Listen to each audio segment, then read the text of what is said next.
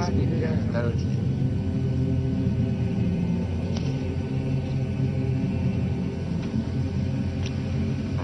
may need a glass of water if I could have that. Yeah? Yes.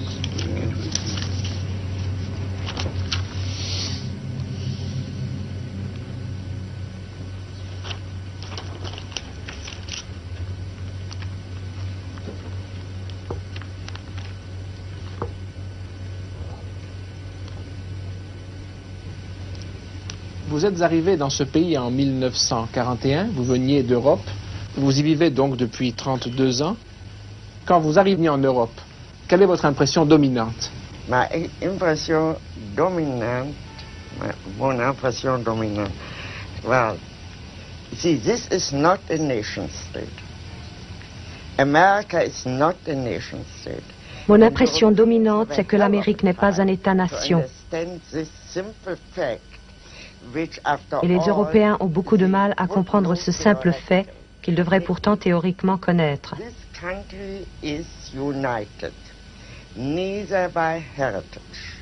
Ce pays n'est uni ni par un héritage, ni par des souvenirs, ni par le sol, ni par la langue, ni par une origine identique.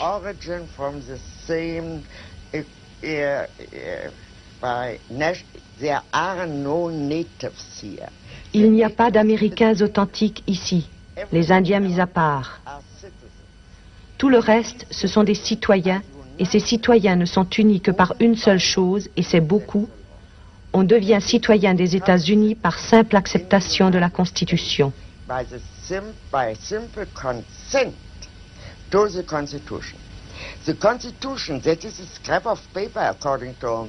La Constitution, du point de vue français ou allemand, n'est qu'un morceau de papier. On peut la modifier. Mais ici, c'est un document sacré. C'est le souvenir constant d'un acte unique et sacré. L'acte de fondation des États-Unis. La fondation a consisté à réunir en un tout des minorités ethniques et des régions entièrement disparates, sans pour autant niveler et faire disparaître ces différences.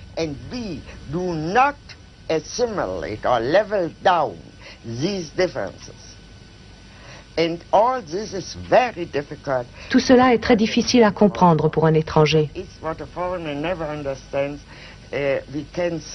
Nous pouvons donc dire que dans ce système politique, c'est la loi qui règne et non pas les hommes.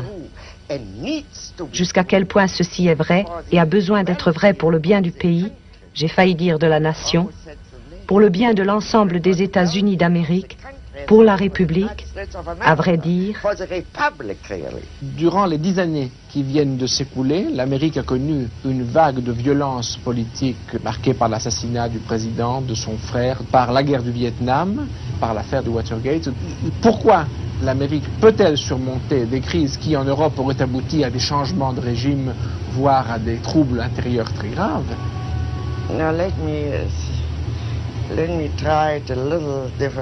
Je voudrais poser le problème d'une façon légèrement différente. Je pense en effet que le tournant dans toute cette affaire a été l'assassinat du président. De quelque façon qu'on l'explique, et quoi qu'on sache ou qu'on ne sache pas à ce sujet, il était absolument évident que pour la première fois, depuis très longtemps dans l'histoire américaine, un crime s'était directement mêlé au processus politique et l'avait transformé.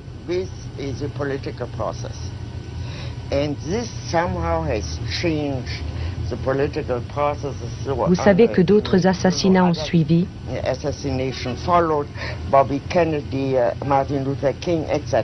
En dernier lieu, l'attentat contre Wallace appartient à cette même catégorie d'actes. L'affaire du Watergate a révélé l'une des plus profondes crises constitutionnelles que l'Amérique ait jamais connues. Et quand je dis crise constitutionnelle, c'est beaucoup plus important ici qu'en France. Une crise constitutionnelle en France. Je ne sais pas combien vous avez eu de constitutions depuis la Révolution, mais pour autant que je me souvienne, au moment de la Première Guerre mondiale, vous en aviez eu 14. Je ne veux pas entrer dans les détails, vous savez cela sans doute beaucoup mieux que moi. Ici, par contre, il n'y a qu'une constitution. Et cette constitution est en vigueur depuis près de 200 ans. Le contexte est donc entièrement différent. C'est toute la structure du système politique qui est en jeu.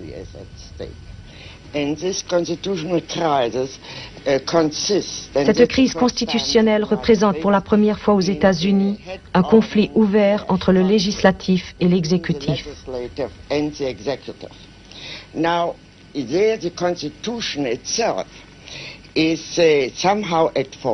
Ici, c'est la Constitution elle-même qui est en partie responsable. Les pères fondateurs ne pensaient pas que la tyrannie puisse surgir de l'exécutif, parce qu'ils ne voyaient dans celui-ci rien d'autre que la simple exécution de ce qu'avait décidé le législateur.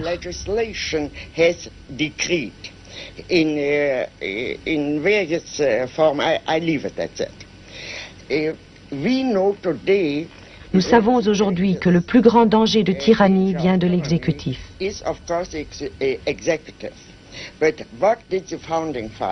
Mais si nous prenons à la lettre l'esprit de la Constitution, que pensaient les pères fondateurs?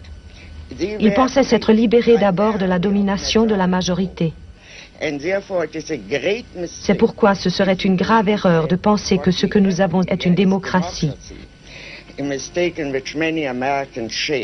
Ce que nous avons ici, c'est un système républicain. Les pères fondateurs s'attachaient surtout à préserver les droits des minorités parce qu'ils estimaient que dans un corps politique sain, il doit y avoir une pluralité d'opinions.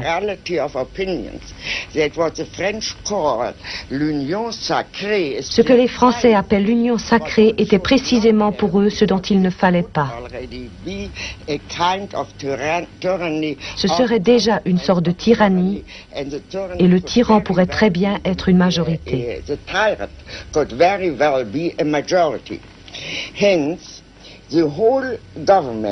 Par conséquent, le système politique tout entier est organisé de telle façon que même après la victoire de la majorité, il y a toujours une opposition.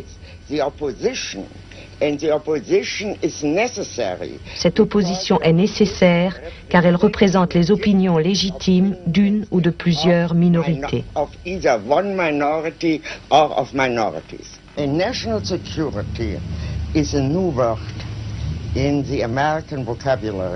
La sécurité nationale est une notion nouvelle dans le vocabulaire américain.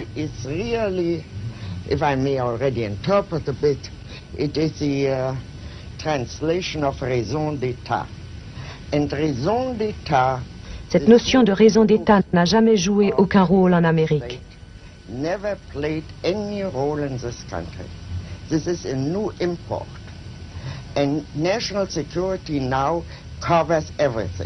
La sécurité nationale couvre maintenant toutes sortes de délits.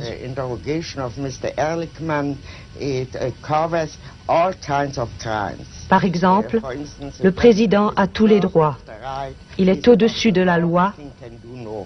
Le roi ne peut se tromper, c'est-à-dire qu'il est comme un monarque dans une république. Il est au-dessus de la loi et sa justification est toujours que quoi qu'il fasse, il le fait en vue de la sécurité nationale. En quoi, selon vous, ces applications modernes de la raison d'État, ce que vous appelez l'intrusion de la criminalité dans le domaine politique, est-elle propre à notre temps? Est-ce que ceci est propre à notre époque? This is proper at notre époque. This I really think so. Just as the stateless business is proper at notre époque and repeats itself again and again under different aspects in different countries and in different colors.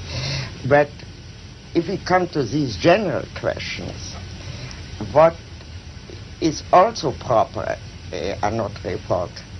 Ce qui est également propre à notre époque, c'est l'intrusion massive de la criminalité dans la vie politique. Je veux parler ici de quelque chose qui dépasse de loin ces crimes, que l'on cherche toujours à justifier par la raison d'État, en prétextant que ce sont des exceptions à la règle.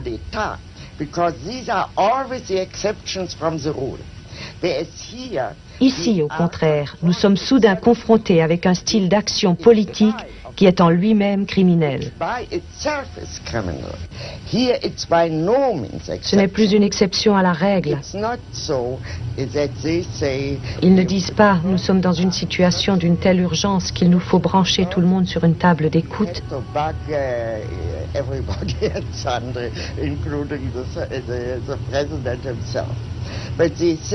Ici, la table d'écoute fait partie du procédé politique normal. And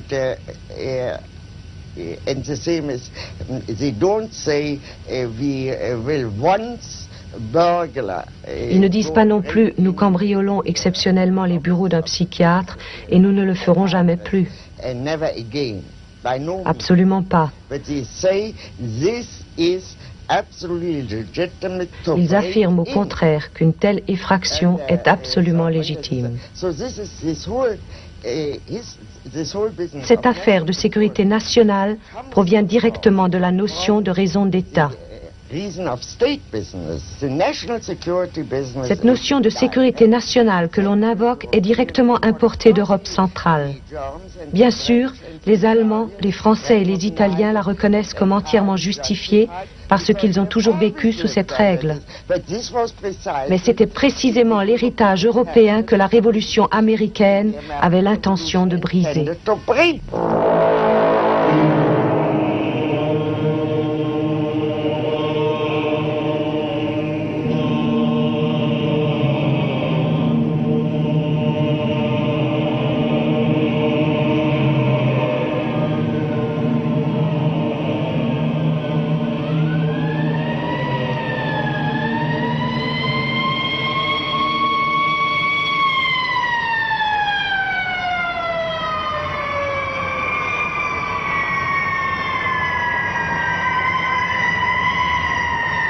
Dans votre essai consacré aux documents du Pentagone, vous décrivez la psychologie de ceux que vous appelez les spécialistes de la solution des problèmes, qui étaient à l'époque les conseillers du gouvernement américain. Et vous dites, les spécialistes de la solution des problèmes ont été définis comme des hommes très sûrs d'eux-mêmes et qui semblent rarement douter de leur aptitude à s'imposer. Ils ne se contentaient pas de faire preuve d'intelligence, mais se targuaient en même temps de leur rationalisme, de leur amour de la théorie, de l'univers purement intellectuel, leur faisant rejeter tout sentimentalisme à un point assez effrayant. Et vous ajoutez... May I interrupt you here? I think that's enough. Dans les documents du Pentagone, il y a un très bon exemple de cette mentalité scientifique envahissante.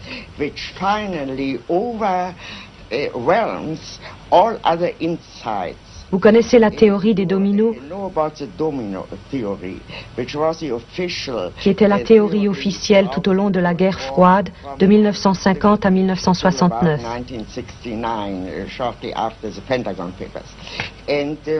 La vérité est que parmi les intellectuels très sophistiqués qui avaient écrit les documents du Pentagone, très rares étaient ceux qui croyaient en cette théorie des dominos.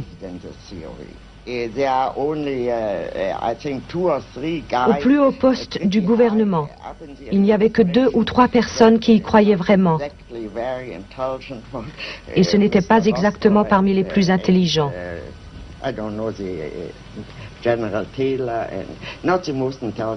En fait, ils n'y croyaient même pas. Mais toutes leurs actions s'en tenaient à cette théorie. Ils n'agissaient pas par mensonge ou parce qu'ils voulaient se faire bien voir de leurs supérieurs, mais parce que cela leur donnait un cadre dans lequel ils pouvaient travailler.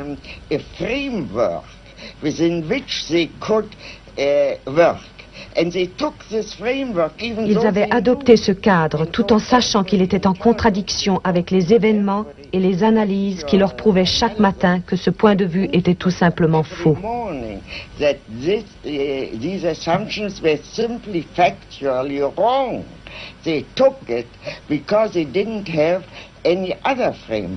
Notre siècle me semble dominé par une persistance de modes de pensée fondés sur le déterminisme historique. Yes, and I think this has very good reasons. This belief in this historical necessity. Il y a de très bonnes raisons à cette croyance en la nécessité historique.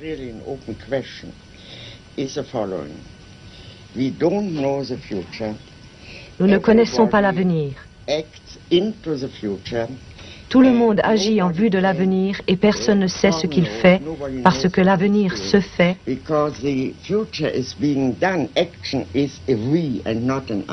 L'action est faite par nous et non pas par moi. Ce n'est que lorsque j'agis seul, si j'étais la seule, que je pourrais prédire ce qui va se passer à la suite de mes actes. Il semble donc que ce qui s'est vraiment passé soit entièrement du domaine de la contingence, et de fait, la contingence est l'un des plus grands facteurs de l'histoire. Personne ne sait ce qui va arriver simplement parce qu'il y a tant de choses qui dépendent d'une énorme quantité de facteurs variables, c'est-à-dire du hasard.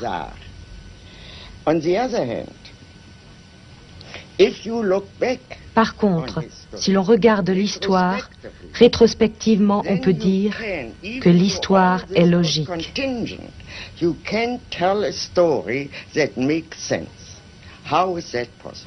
Comment cela a-t-il été possible? C'est le véritable problème de toute philosophie de l'histoire. Comment est-il possible qu'après coup, il semble toujours que les choses n'auraient pas pu se passer autrement? All the variables have disappeared and reality is of such an overwhelming.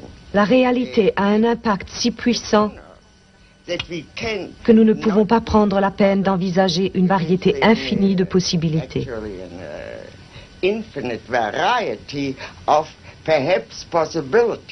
Mais si nos contemporains conservent leur attachement à des modes de pensée déterministes, malgré les démentis de l'histoire, serait-ce, d'après vous, parce qu'ils ont peur de la liberté?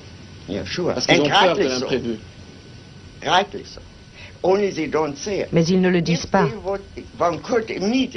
S'ils le disaient, on pourrait immédiatement ouvrir le débat. Si seulement ils disaient « nous avons peur », par exemple. Nous avons peur d'avoir peur. C'est l'une des principales motivations. Mais nous avons peur de la liberté. Est-ce que vous imaginez en Europe un ministre, voyant sa politique sur le point d'échouer, commander à une équipe d'experts extérieurs à l'administration une étude dont le but serait de savoir les décisions extérieures de l'administration? Ils were taken from everywhere. Oui. C'est cela, mais également avec des personnes extérieures à l'administration. Est-ce que donc vous imaginez un ministre européen dans la même situation commander une telle étude pour savoir comment cela est arrivé? Of course not. Pourquoi? Because of reason of state. À cause de la raison d'État. Il aurait immédiatement commencé à dissimuler ses erreurs. L'attitude de McNamara était différente. J'ai cité au début de mon essai sur les documents du Pentagone l'un de ses propos. Ce n'est pas un très joli spectacle que de voir la première des superpuissances tuer ou blesser chaque semaine des milliers de non-combattants. Comment en sommes-nous arrivés là? C'est là une attitude américaine et cela montre que la situation était encore saine parce qu'il y avait encore un McNamara qui voulait en tirer un enseignement.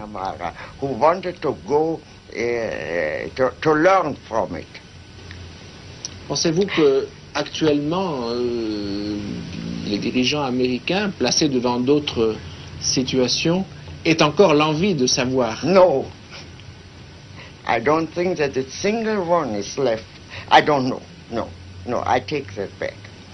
but I don't believe that. I think that McNamara. Je crois, si je ne me trompe, que McNamara était sur la liste des ennemis de Nixon. Je l'ai lu aujourd'hui dans le New York Times.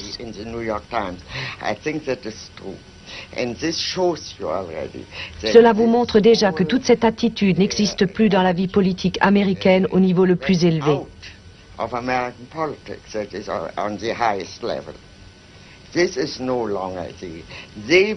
Ces gens-là croyaient déjà à l'image qu'il fallait créer de soi. Mais en se disant, pourquoi n'avons-nous pas réussi à nous créer une image? Et on pourrait dire qu'il ne s'agissait que d'images.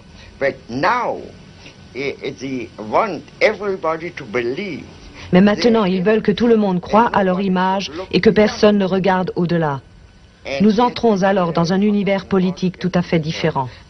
Alors, et donc, après ce que le sénateur Fulbright appelait l'arrogance du pouvoir, après ce que l'on pourrait nommer l'arrogance du savoir, un troisième stade qui serait l'arrogance tout court. Yes, I don't know whether it's l'arrogance tout court. It is really the will to dominate, for heaven's sake. C'est plutôt la volonté de dominer. Jusqu'à présent, cela n'a pas réussi. Je peux encore aujourd'hui m'asseoir à cette table et vous parler librement.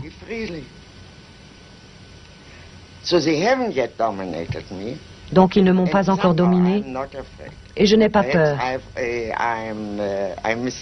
J'ai peut-être tort. Je me sens parfaitement libre dans ce pays. Morgenthau a appelé toute l'entreprise de Nixon la révolution avortée. Nous ne savons pas encore si elle a avorté. Il a peut-être dit cela de façon prématurée, mais on peut certainement dire une chose, elle n'a pas non plus été couronnée de succès. Mais ce qui menace à notre époque, c'est l'idée que les buts de la politique sont illimités. Le libéralisme, tout de même, repose, je crois, sur l'idée que la politique a des objectifs limités. Est-ce qu'à notre époque, l'arrivée au pouvoir d'hommes, de mouvements qui s'assignent des objectifs illimités n'est pas la plus grande menace? J'espère que je ne vous choquerai pas si je vous dis que je ne suis pas du tout sûr d'être une libérale.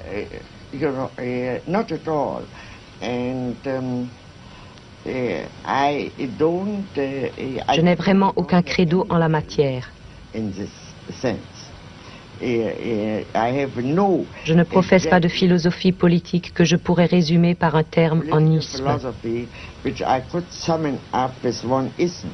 Certainement, mais c'est tout de même à l'intérieur des fondements de la pensée libérale, avec les emprunts à l'Antiquité, que se situe votre réflexion philosophique.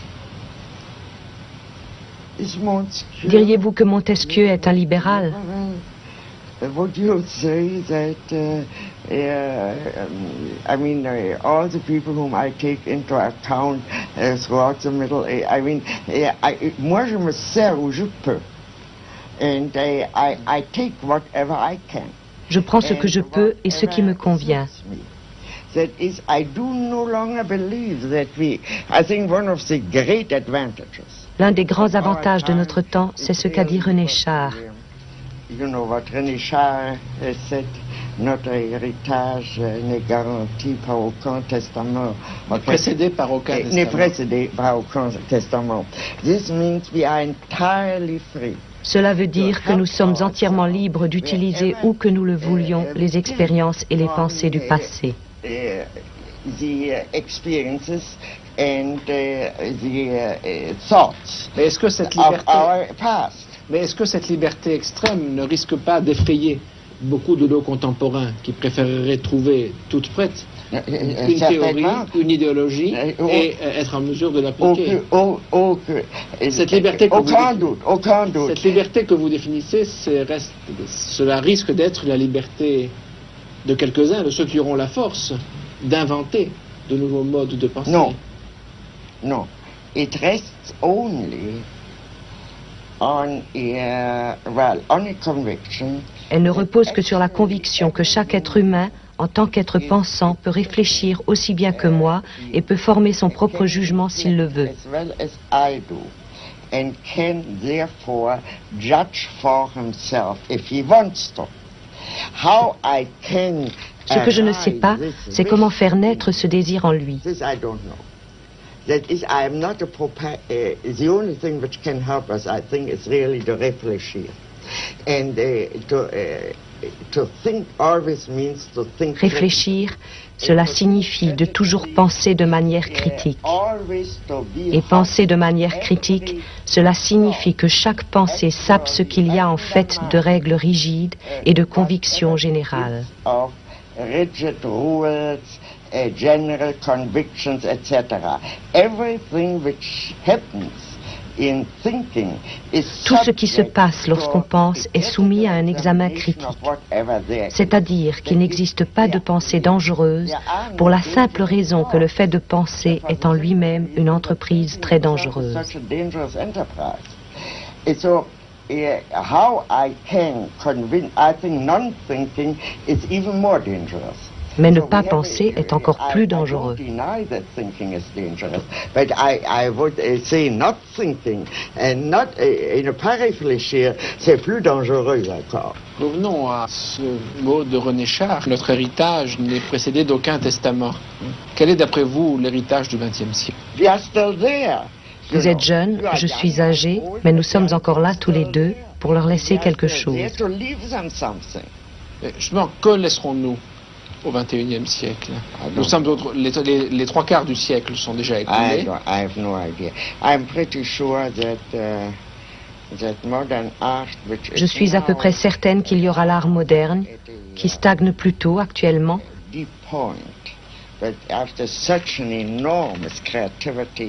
Mais après la grande créativité des 40 premières années de ce siècle, notamment en France, il est naturel qu'il se produise un certain épuisement.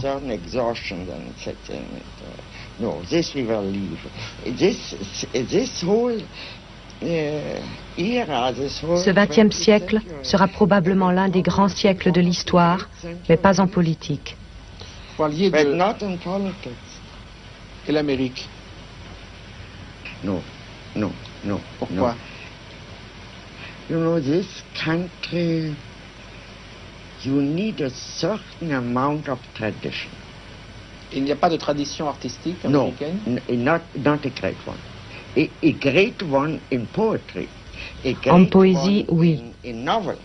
Dans le roman, en littérature. Mais la seule chose qu'on puisse vraiment mentionner, c'est l'architecture. Ces bâtiments de pierre sont comme des tentes de nomades pétrifiés.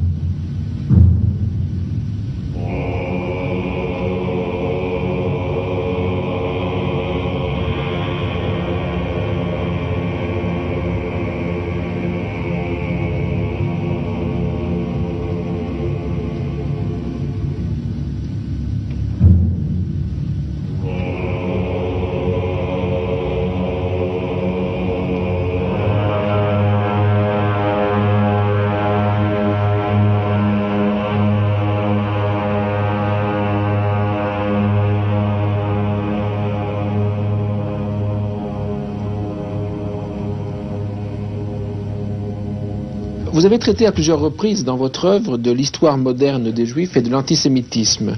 Vous dites à la fin de l'un de vos ouvrages que la naissance du mouvement sioniste à la fin du XIXe siècle a été la seule réponse politique que les Juifs aient jamais trouvée à l'antisémitisme. En quoi l'existence d'Israël a changé le contexte politique et psychologique dans lequel vivent les Juifs dans le monde? Oh, I think it has changed everything. The Jewish people, Je crois que cela a tout changé. Aujourd'hui, le peuple juif est vraiment uni derrière Israël. Ils sentent qu'ils ont un État, une représentation politique, tout comme les Irlandais, les Anglais ou les Français. Ils ont non seulement une patrie, mais ils ont un État-nation et leur attitude tout entière envers les Arabes dépend pour une grande part d'une identification que les Juifs venant d'Europe centrale ont toujours faite, instinctivement et sans réfléchir. L'État doit être nécessairement un État-nation.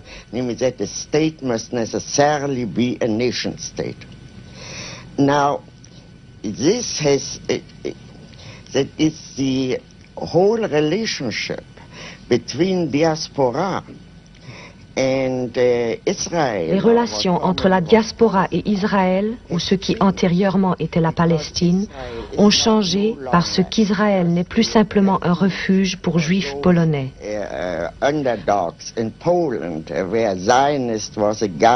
Un sioniste était alors un homme qui essayait d'obtenir de l'argent des juifs riches pour les pauvres juifs polonais. Mais aujourd'hui, Israël est le représentant du peuple juif dans le monde entier. Que cela nous plaise ou non, c'est une autre question.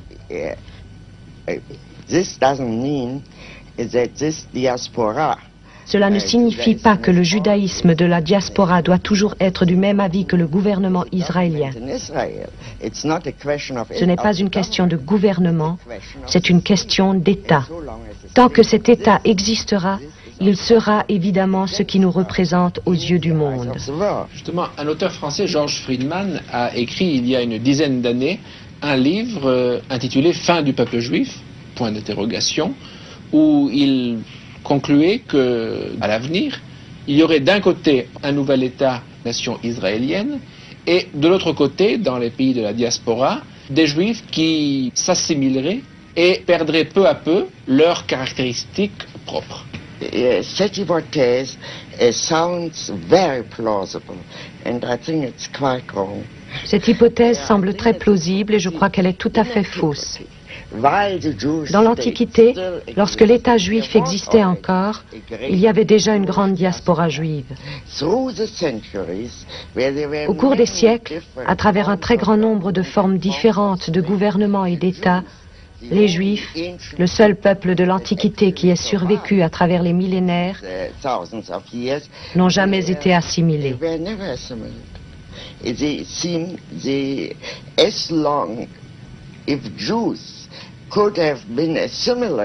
Si les Juifs avaient pu être assimilés, il y a longtemps qu'ils l'auraient été.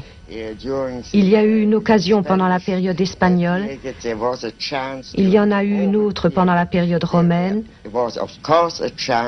puis évidemment au XVIIIe et au XIXe siècle. Un peuple, une collectivité ne se suicide pas. Monsieur Friedman se trompe parce qu'il ne comprend pas que le sentiment des intellectuels qui peuvent changer en effet de nationalité et absorber une autre culture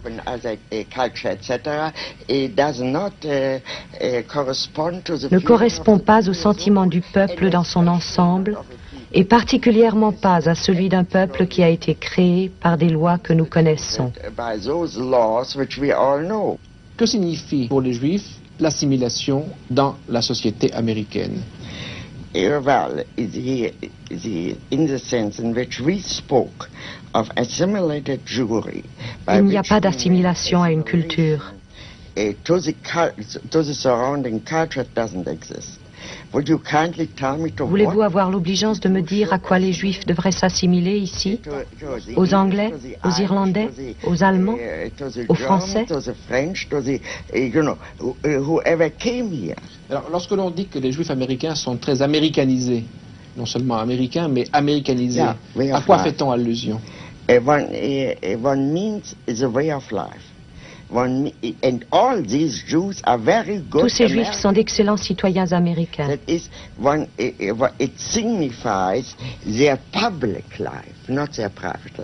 Leur vie privée et leur vie sociale sont aujourd'hui plus juives qu'elles ne l'ont jamais été.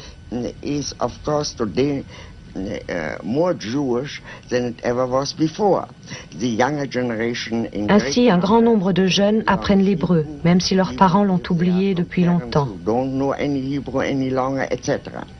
Mais l'essentiel, c'est Israël. Est-on pour ou contre Israël? Prenez par exemple les juifs allemands de ma propre génération qui ont émigré aux États-Unis. En très peu de temps, ils sont devenus des juifs très nationalistes, beaucoup plus nationalistes que je ne l'ai jamais été, en dépit du fait que j'étais, moi, sioniste et qu'ils ne l'étaient pas. Je n'ai jamais dit « je suis allemande », j'ai toujours dit « je suis juive ». Mais maintenant, à quoi s'assimilent-ils? À la communauté juive. Puisqu'ils étaient habitués à l'assimilation, ils se sont assimilés à la communauté juive d'Amérique. Avec la ferveur de nouveaux convertis, ils sont devenus ultranationalistes et pro-israéliens. À travers l'histoire, ce qui a assuré la survie du peuple juif, cela a été essentiellement un lien de nature religieuse. Nous sommes à une époque où l'ensemble des religions connaissent une crise et où le lien religieux tend à s'affaiblir. Dans ces conditions, qu'est-ce qui, à l'époque contemporaine, fait l'unité du peuple juif à travers le...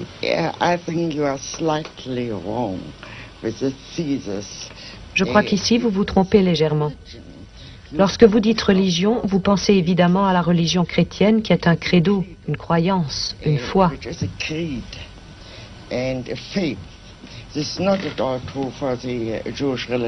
Cela n'est absolument pas le cas pour la religion juive. C'est une religion nationale dans laquelle religion et nation coïncident. Vous savez que les Juifs, par exemple, ne reconnaissent pas le baptême des Juifs convertis au christianisme. Tout se passe comme si cet acte n'existait pas.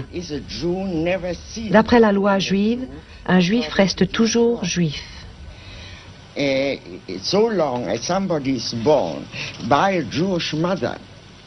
recherche de la paternité est interdite. Une personne née de mère juive est juive. La notion de religion est complètement différente. Il s'agit beaucoup plus d'un mode de vie que d'une religion dans le sens particulier et spécifique de la religion chrétienne. Of the Christian religion. I remember, for instance, I had a Jewish instruction. J'ai eu une éducation juive et je me souviens lorsque j'avais environ 14 ans, je me suis révoltée contre notre professeur et j'ai voulu le choquer. Je me suis levée et j'ai dit « Je ne crois pas en Dieu ». Il m'a alors répondu « Personne ne vous le demande ».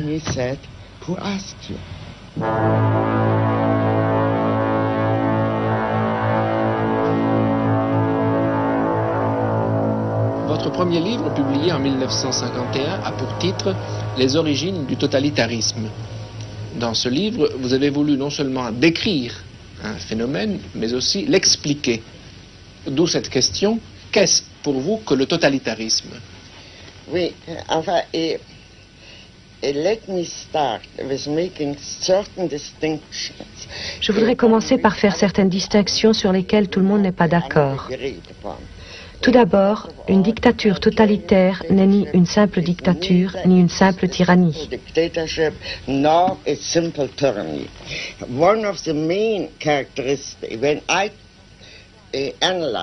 Lorsque je vois un système totalitaire, j'essaie de l'analyser comme une nouvelle forme de système politique inconnu auparavant.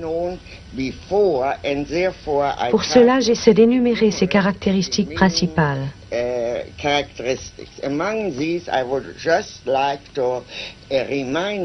Parmi celles-ci, je voudrais vous en rappeler une qui est entièrement absente actuellement de toutes les tyrannies.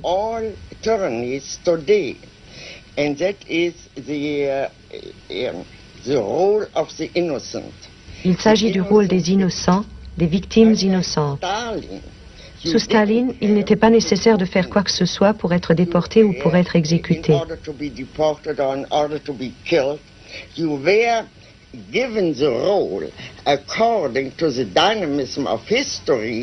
La dynamique de l'histoire attribue un rôle à cette victime et elle devait jouer ce rôle, quoi qu'elle ait fait par ailleurs.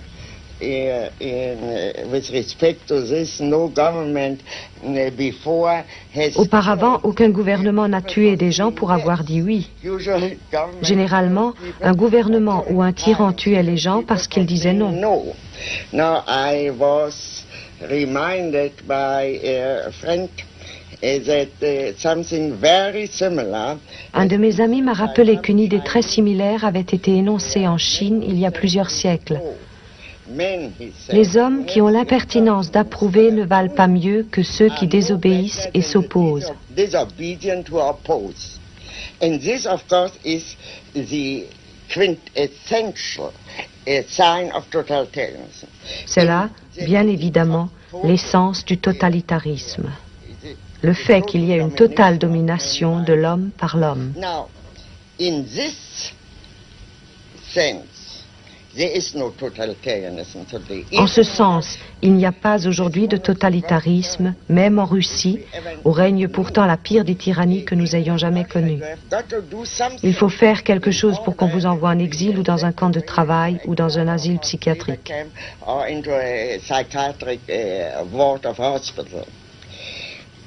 Now, let's for a moment see what tyranny is, because after all, totalitarianism.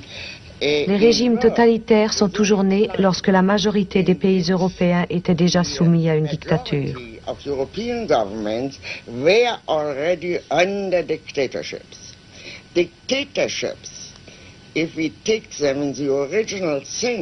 La dictature, dans le sens original du concept et du mot, n'est pas une tyrannie.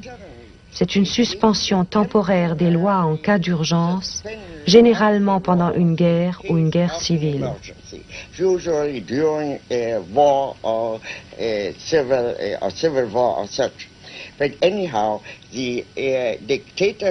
La dictature est limitée dans le temps, la tyrannie ne l'est pas. And these are things really are important enough to pay attention to.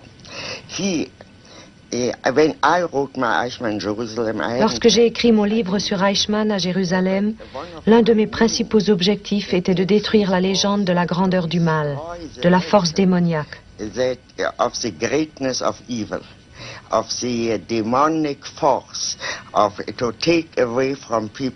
De retirer aux gens l'admiration qu'ils ont pour les grands malfaiteurs comme Richard III.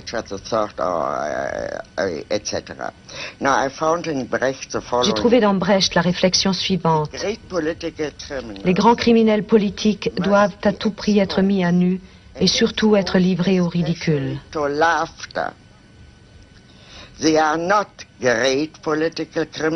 Ce ne sont pas de grands criminels politiques, mais des hommes qui ont commis de grands crimes politiques, ce qui est quelque chose d'entièrement différent. L'échec d'Hitler n'indique pas qu'il était imbécile. Le fait qu'Hitler était un imbécile était une idée courante et fausse dans toute l'opposition avant qu'il ne prenne le pouvoir. De nombreux livres ont essayé ensuite de le justifier et d'en faire un grand homme.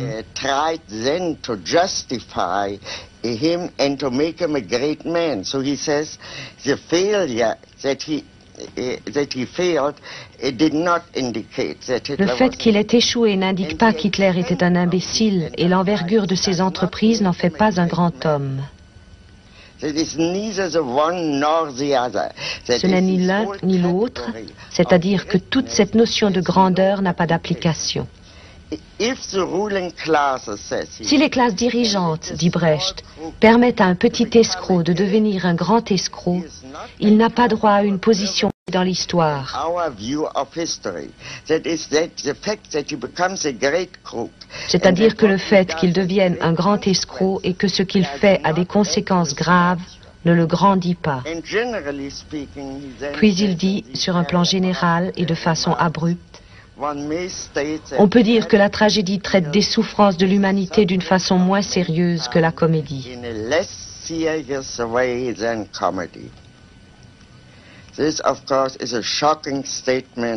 Ceci est évidemment une déclaration choquante, mais en même temps, je pense qu'elle est parfaitement juste. Si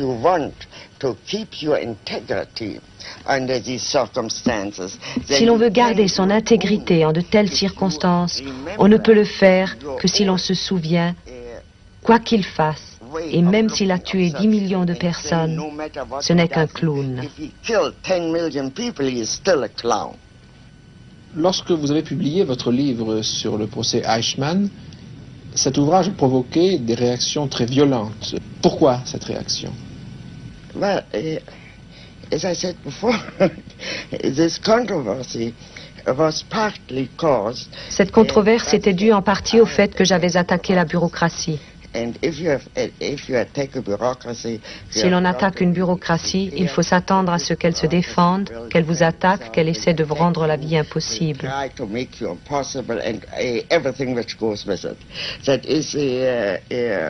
More or less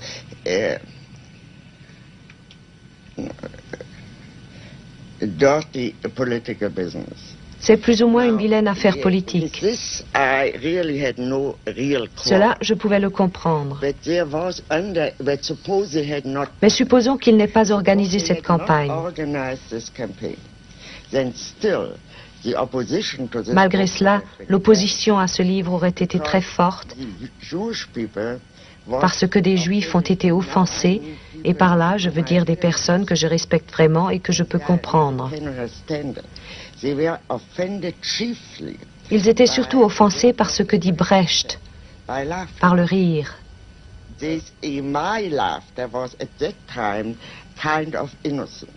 Mon rire à ce moment-là était plus ou moins innocent. Je n'y pensais pas. Ce que je voyais, c'est qu'Eichmann était un clown.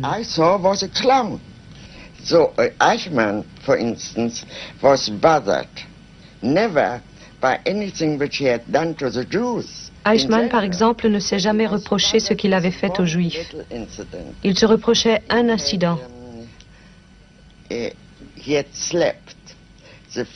Il avait giflé le président de la communauté juive de Vienne pendant son interrogatoire.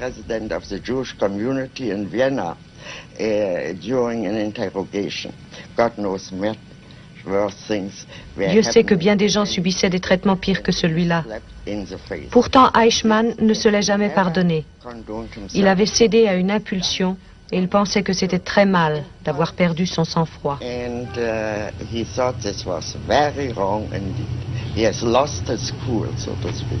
Pourquoi pensez-vous que nous voyons en effet apparaître toute une littérature qui, s'agissant notamment du nazisme, décrit de façon souvent romancée ses chefs, leurs forfaits, et essaye de les humaniser, somme toute, et ainsi indirectement de les justifier. Pensez-vous que de telles publications aient une raison purement commerciale, ou pensez-vous qu'elles aient une signification plus profonde? Je pense qu'elles ont une signification. Elles montrent que ce qui s'est passé une fois peut arriver à nouveau.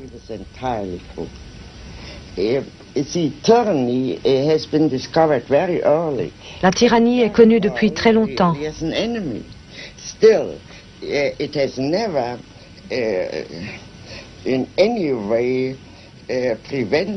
Cela n'a pourtant jamais empêché un tyran de devenir un tyran.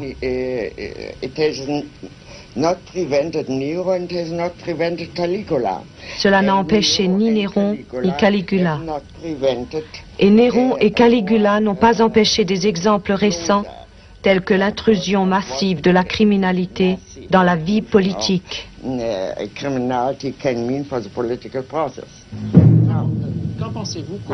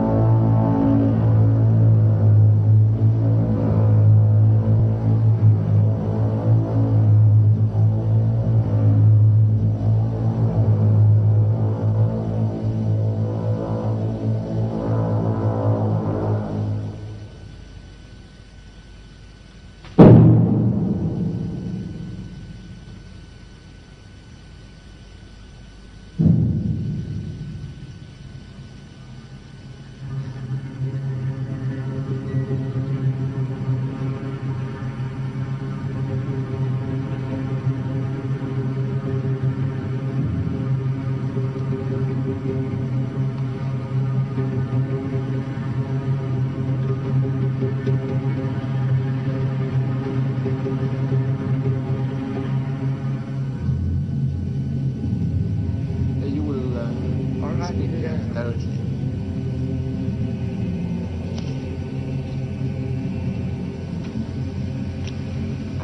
may need a glass of water. I could have that. Yeah? Yes.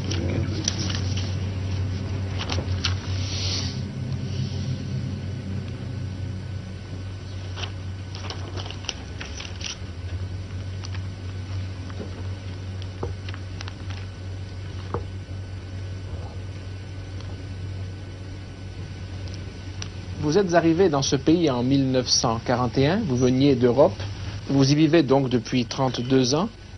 Quand vous arrivez en Europe, quelle est votre impression dominante? My impression dominant. We know today Nous savons aujourd'hui que le plus grand danger de tyrannie vient de l'exécutif. is of course executive. But what did the founding fathers, Mais si nous prenons à la lettre l'esprit de la Constitution, what did they que say? pensaient les pères fondateurs? Ils pensaient s'être libérés d'abord de la domination de la majorité. And therefore it is a great mistake. C'est pourquoi ce serait une grave erreur de penser que ce que nous avons est une démocratie. A mistake in which many Americans share. Ce que nous avons ici, c'est un système républicain. And the founding fathers were most concerned.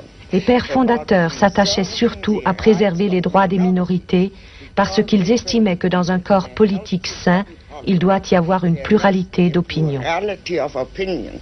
That what the French call l'union sacrée. Ce que les Français appellent l'union sacrée était précisément pour eux ce dont il ne fallait pas. Already be a kind of tyranny. Ce serait déjà une sorte de tyrannie And the tyranny et le could tyran very pourrait très well bien être une majorité. The tyrant could very well be a majority.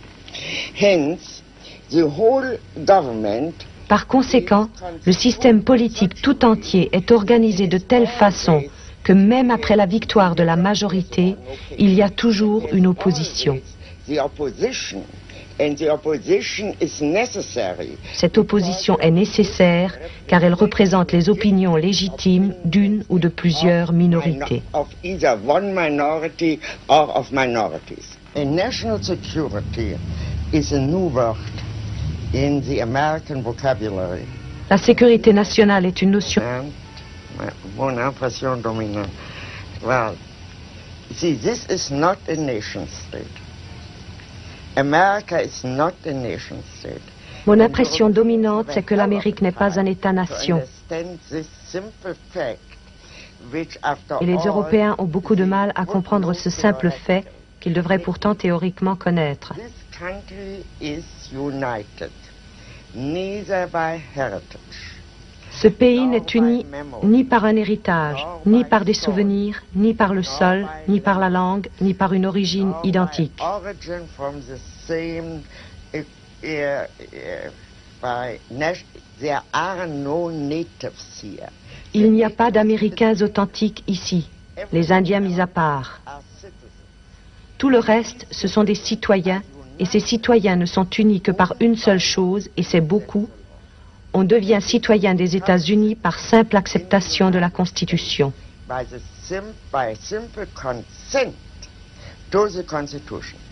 The Constitution, that is a scrap of paper according to. La Constitution, du point de vue français ou allemand, n'est qu'un morceau de papier. And you can change it, no. On peut la modifier. It is a sacred document. Mais ici, c'est un document sacré. Constant remembrance C'est le souvenir constant d'un acte one unique et sacré, sacred act. And that is the act of foundation. l'acte de fondation des États-Unis. And the foundation is to make a union. La fondation a consisté à réunir en un tout des minorités ethniques et des régions entièrement disparates, sans pour autant niveler et faire disparaître ces différences. And we do not assimilate or level down these differences. And all this is very difficult. Tout cela est très difficile à comprendre pour un étranger. It's what a foreigner never understands. We can say Nous pouvons donc dire que dans ce système politique, c'est la loi qui règne et non pas les hommes.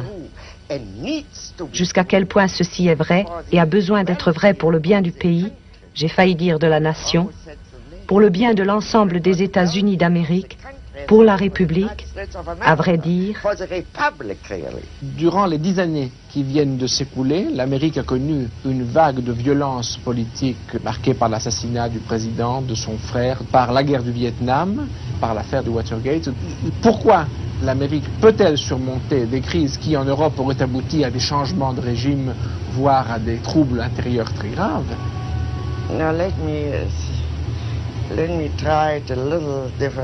Je voudrais poser le problème d'une façon légèrement différente. Je pense en effet que le tournant dans toute cette affaire a été l'assassinat du président. De quelque façon qu'on l'explique, et quoi qu'on sache ou qu'on ne sache pas à ce sujet, il était absolument évident que pour la première fois, depuis très longtemps dans l'histoire américaine, un crime s'était directement mêlé au processus politique et l'avait transformé.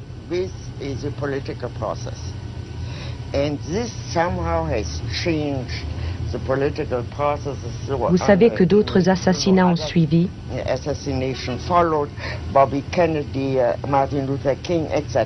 En dernier lieu, l'attentat contre Wallace appartient à cette même catégorie d'actes.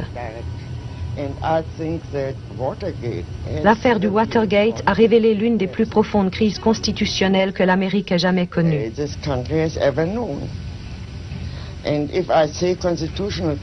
Et quand je dis crise constitutionnelle, c'est beaucoup plus important ici qu'en France. Une crise constitutionnelle en France.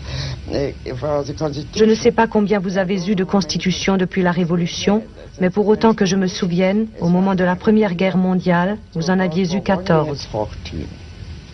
Je ne veux pas entrer dans les détails, vous savez cela sans doute beaucoup mieux que moi. Ici, par contre, il n'y a qu'une constitution. Et cette constitution est en vigueur depuis près de 200 ans. Le contexte est donc entièrement différent. C'est toute la structure du système politique qui est en jeu.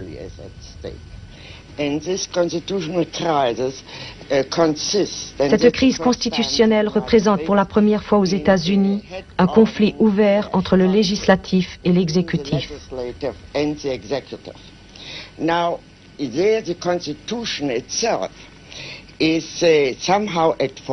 Ici, c'est la Constitution elle-même qui est en partie responsable. Les pères fondateurs ne pensaient pas que la tyrannie puisse surgir de l'exécutif, parce qu'ils ne voyaient dans celui-ci rien d'autre que la simple exécution de ce qu'avait décidé le législateur. In various forms, I leave it at that.